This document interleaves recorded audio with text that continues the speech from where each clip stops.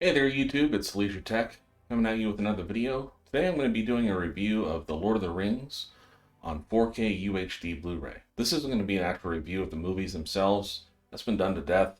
These movies have won multiple Academy Awards. They're loved by many. Personally, probably my favorite movie trilogy of all time. I think it's a great adaptation of the books, and I love these movies. So this review is going to be just on the quality of the transfer to the remastering to 4K for both the video. And now I do have a couple comments to make that might be a little bit controversial um, in my review, but stay with me.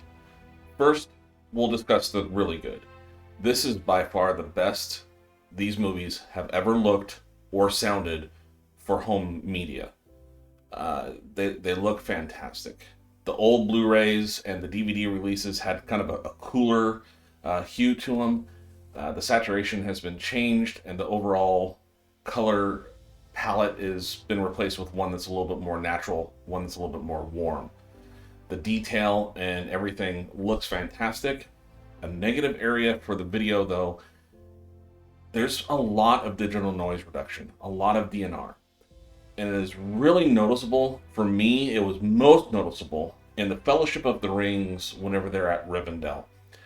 The DNR was so strong that it almost looked like you were looking at a matte painting of the actors. There was no texture or detail on their skin at all. Everything had been reduced so much that there was no depth, there was no detail. But the Rivendell scenes, or even the scenes in Lothlorien, they already kind of had a softer touch to them because of how Peter Jackson wanted to direct those scenes where they're in the elven areas. So the digital noise reduction that's been applied here really kind of tips it over the edge to where for my eyes, I found those scenes to be kind of jarring compared to the rest of the movie. In other areas, it was a little bit uneven. In some scenes, there's a lot of skin detail, a lot of texture detail. And in other scenes, you can tell that there's been a lot of softening, a lot of noise reduction. Peter Jackson gave an interview with Warner Brothers talking about how he wanted the two trilogies to look and feel like they were made at the same time, and it's one cohesive story. And I think that may play a part as to why there was so much noise reduction that was taken here on the Lord of the Rings trilogy to try to make it look more like its digital counterpart for The Hobbit. The Lord of the Rings trilogies were shot on 35mm, where the Hobbit trilogy was shot digitally. Overall, I think the video, while it's definitely the best it has ever looked, there are some places where it looks a little bit uneven. It's not consistent with it always looking pristine. And that kind of prevents it from being probably one of the best 4K releases this year, just because the DNR is so strong in some areas. It was a little bit too jarring for me and took me out of the experience a little bit. But whenever we move on to talking about the audio quality, this is definitely a reference set. All three of these movies, whether it's a theatrical edition or the extended version of the movies, the Atmos track on these is fantastic. The score sounds wonderful. I remember going into the theater watching The Lord of the Rings, Fellowship of the Ring the first time, and at the beginning, the prologue of the movie, where there's the attack on Sauron, and Sauron gets his hand cut, and then he kind of vanishes, and there's that big shockwave explosion that goes throughout the theater, and you really felt that rumble. I haven't been able to feel that same experience until this most recent release of the 4K with the Atmos mix. It was that strong again. I was able to feel it. Now, granted, I have made a number of upgrades to my home theater, but I just recently watched these on Blu-ray about 6 months ago, and I have the same subwoofer setup now that I did then. And there is a definite difference in the quality of the audio track. There's less compression that's being used. The score is amazing. You constantly hear the horns just blaring, and it really envelops the entire room and really makes you feel like you're a part of the experience.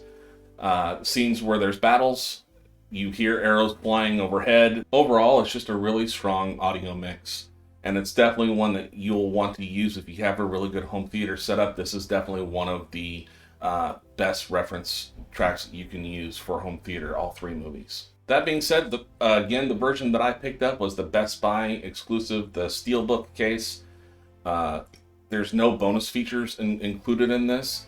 There's also no bonus features included in the other two packs that are available, just the regular release that comes with the slipcover, and then the one that looks like a book, and it comes with the one ring that you can wear as a necklace around your neck if you wanted to. There's no bonus features on any of this. But, you know, the bonus features at this point, you've probably seen them. And there's not really much benefit to upscaling or remastering those bonus features. So for me, that wasn't much of a loss not getting them on this release. There's going to be another release that's going to be coming out later on in the year 2021 that is going to include a whole Middle-earth collection that's going to include a lot of bonus features, and I think some additional bonus features that we may not have seen yet. But for me, being able to experience this in my newer setup now on a 4K TV with a really good surround sound system at home, with COVID having us all stuck at our homes, this was the next best thing to going to see it in the theaters, and it's definitely the best it has looked and sounded at home. For the video quality, I'm gonna have to give this a 4 out of 5. Again, it's the best it's ever looked. These are very good looking movies. They look better than they've ever looked at home. But the DNR in certain locations of the movies, it's jarring for me. And it didn't ruin the movies for me, because they can't ruin the movies, they're great. But it did definitely kind of take me out of the experience a little bit. It was jarring, especially in Rivendell. So for that, I have to give the video quality a 4 out of 5. I wish I could have rated it higher, but that's what it is. As far as the audio, this is another 5 out of 5 from me. It sounds amazing, all three movies. The audio mix is fantastic here. There's a lot of really good use of the LFE, and the height mix is used very well. And it's just a great track, and this, I would definitely use this as a reference to show off my home theater to my friends. So to sum up, I definitely recommend this as a purchase. If you have a 4K UHD player, a 4K TV, and a Dolby Atmos surround sound system at home, this is a definite pickup for you. I do have, I've released the My Son Watches the Fellowship of the Ring clip already. I'm going to be working on editing my son and I watching The Two Towers as well as Return of the King. There's a lot of content there, a lot of editing I have to do. Not really quite sure when those will be uploaded, but I'm hoping to upload the Two Towers version before the end of this coming weekend, and then Return of the King probably the following weekend, just so you know when that will be coming.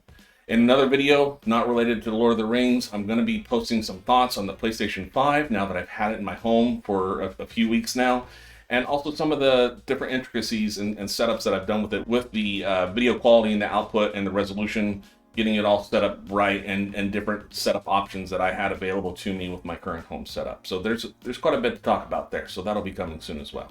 Thank you again for tuning in and watching this video. If you enjoyed it, please click like, and if you haven't already, please consider subscribing. Until next time.